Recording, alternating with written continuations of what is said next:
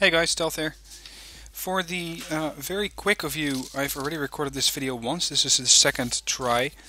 The problem is that because I'm still recovering from the flu, or at least my voice is, every now and then my voice cuts out. So what I do then is make sure that I disable the mic to not have all of that coughing make it into the video. And sometimes you just don't hit the right button and the mic doesn't turn back on. So that's what went wrong with the first deck review. Now, let's do that again. I'm reviewing the LANDJUT General deck, so we're looking at Denmark and West Germany. It was sent to my paramedic, and this was the deck he was using some days ago when I was testing out the NORAD motorized deck in Operation Angry Grizzly. Now, I'm not going to completely review all the units in this deck, because that's not really worth the time. I already reviewed a LANDJUT General deck a couple days ago, I think. And the only thing I'm going to do here is look for gaps. It's a bit of a different way to look at a deck. I know that Paramedic is a very experienced player, and I don't expect that there will be many gaps, only personal preferences. But what I mean by gaps is that I'm going to look at every category, see if there's enough anti-tank capability, anti-air and anti-infantry. If he has those, then I think that it is a generally good deck because it can tackle any threat. So let's have a look. Command-wise, he has only one group, which is a pretty low amount of units. It is one command group of 3. Now, considering that this is a deck that you might not be using in 10v10s because of the low availability of command units, I don't think it's going to be that much of a problem. If you are, however, going to go into a map like Gjol, which has a 10v10, or which is the 10v10 version, and has a lot of command zones, then you're not going to cut it with one command group. In a situation like that, you will need to spend some more points on logistics, or get a national deck, because those have more activation points. Otherwise, he has a FOB, he has a logistics chopper, and he has a Mankadi 6x6 logistics truck. So all of this is going to attribute to having enough logistics in.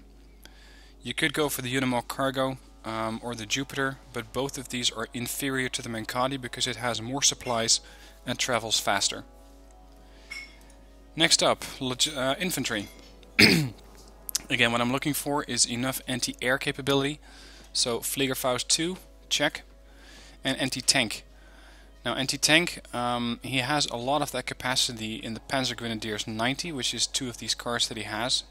He also has the FKP, which have, I suppose you could say, medium anti-tank capability with a Carl Gustav M3, which is an armor penetration of 20. It's less than what the Panzer Grenadiers have, but these guys are more capable to dealing with enemy infantry. And then if you really want something dead, if you really have a lot of infantry against you, you can always go for the Fallschirmjäger 90, which I think are still slightly better at dealing with infantry than the FKP, but I'm not entirely sure, I haven't tested that. Reason for that is that they use this assault rifle, which has an incredibly high rate of fire, much higher than the rate of fire of the M85. They have a better anti-tank weapon, and they carry the LMG-3, which has, let's see, a little higher suppression value than the Mini-Me. And that means that they're going to be more effective at suppressing enemy infantry and dealing morale damage. So making the enemy unit panic. So with this he has AA, short range AT, so short range anti-tank. You could go for the Milan 1 or 2, but they are not that good. The problem is they're a 2-man squad, they're very easy to take down. So no Milans in this deck. Support wise, what we're looking for here is anti-air capability, short range or medium range if you want to say helicopters, and then some longer range anti-airplane AA. So looking at that, first having a look at the helicopter defense.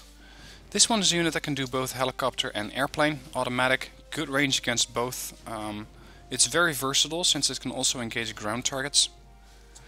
He also has the Gepard A1, which is a very nice unit, very good range against helicopters, slightly less than the automatic, but you pay a significantly lower amount of points for it, 55 versus 80. Its range against aircraft is decent, 2625 meters.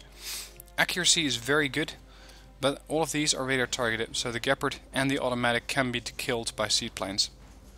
Then he has the EOTS Hawk for long-range missile defense or long-range plane defense. These guys for Germany are a significant upgrade over the FRP Roland 3. Considering that the Roland 3 has a range of 3,500 meters, their accuracy is 50% better, but the enemy plane has to come into range of this thing first. This one has a better range, less accuracy, but a much higher HE value, so it's going to deal much more damage to the enemy plane if it hits it, which is a bit of a question mark. And he went with 5 of those, which are trained. So what I would do here is keep these in a group of 2 or 3 and make sure that you don't have to spend your supplies and your micromanagement time all over the front line trying to find these things and making sure they still have missiles to fire at the enemy. Then he has a couple of mortars, M113s, good selection, long range, decent rate of fire, not as fast as some of the lower end mortars, but if you want to put down a smoke screen quickly, the M125 might be slightly better. If you want to mortar something into submission, the M113 is slightly better because it has a higher HE value, so it doesn't really matter which way you go. Now tank-wise, we want to have anti-tank capability in this section, so high armor penetration, preferably good rate of fire, and a decent amount of armor. And that's exactly what these Leopard 2 tanks have. 2A5, of course, leading the charge, or at least leading the charge stat-wise, with their 22 frontal armor, 23 armor penetration, and very high accuracy. So this is definitely going to be the main heavy-end or high-end tank killer. The workhorse of the deck is also going to be the Leopard 2A4, because these guys have a nice mix between frontal armor and armor penetration.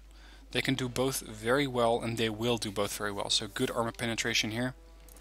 Leopard 2A1 is 30 points cheaper, and what you mostly sacrifice compared to the Leopard 2A4 is armor. You get 19 armor on the 2A4 versus 16 on the 2A1. And you sacrifice a bit of armor penetration, but only 1 point.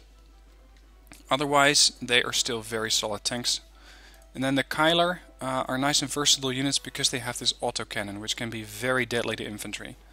So he has anti-armor with mostly the Leopard 2 line. He has anti-infantry on these units as well, and some decent armor on them. Reconnaissance wise, he has Fernspeyers, which are the sniper teams for Germany. 2-man team, exceptional stealth, good passive spotters. You can also use these to try and flank the enemy, try and have a look at whatever they have near their spawn, and make sure you can counteract anything that they bring in. So that's an option. Then he has the Kustjäger 90, the Jäger 90, which are the reconnaissance units for the Danish, and they are the elite reconnaissance units as well. What I would do though is bring them in a Lynx, because with this you get a bit more flexibility.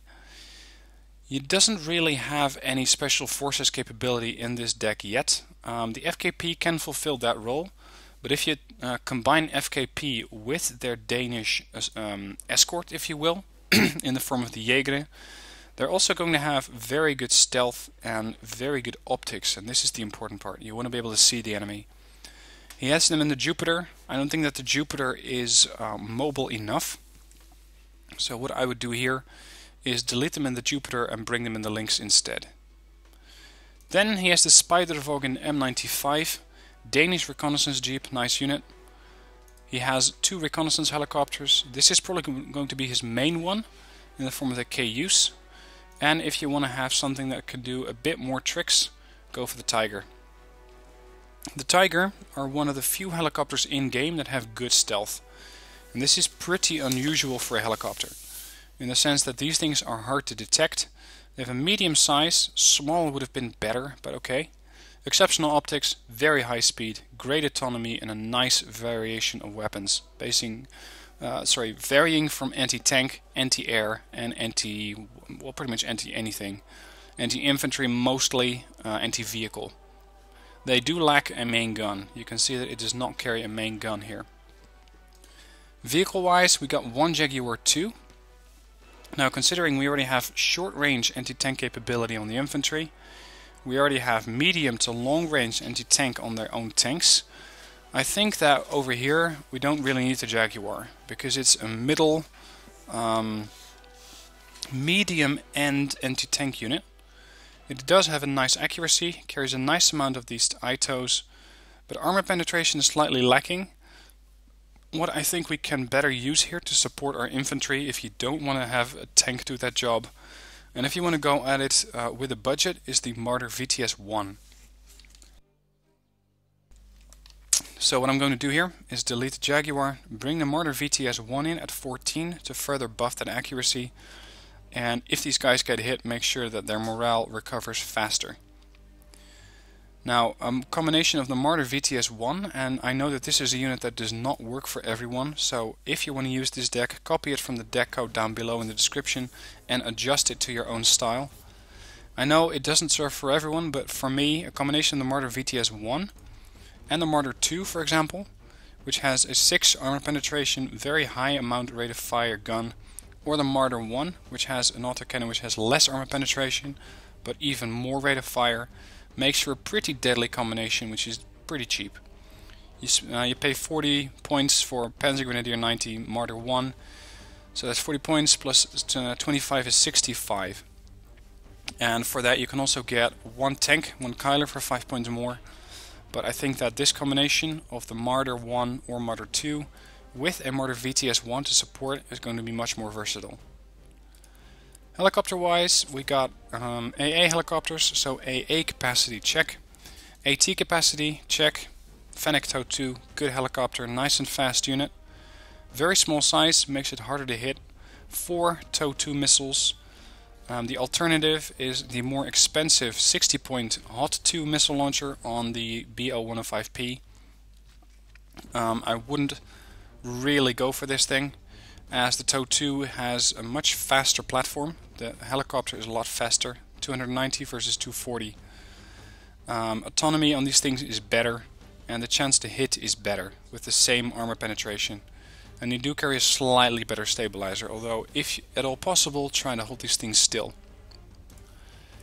Then airplane wise, what we're looking for is bombers, seaplanes, AA, so air superiority fighters, and possibly an anti-tank sniper. And everything is checked off in this section. He has Tornado IDS as a bomber. He has a seaplane, Tornado ECR. He has a versatile unit, which is the F-16A MLU, the Danish, I suppose you could call it multi-role fighter. It's mostly, in my mind, an anti-tank unit, which also carries MRAMs, so long-range air-to-air missiles. And then for more support, to make sure that these things don't have to do the dogfighting because they're not suited to it, they don't have any short-range missiles. He has the F-16A Block 15. He has 2 of those at Elite, making them extremely deadly at short range and medium range to some extent with their Sparrow, although these things are semi-active. Naval section, he only has 1 Congo, so he clearly didn't get around to it, so I'm not going to have a look at this thing yet.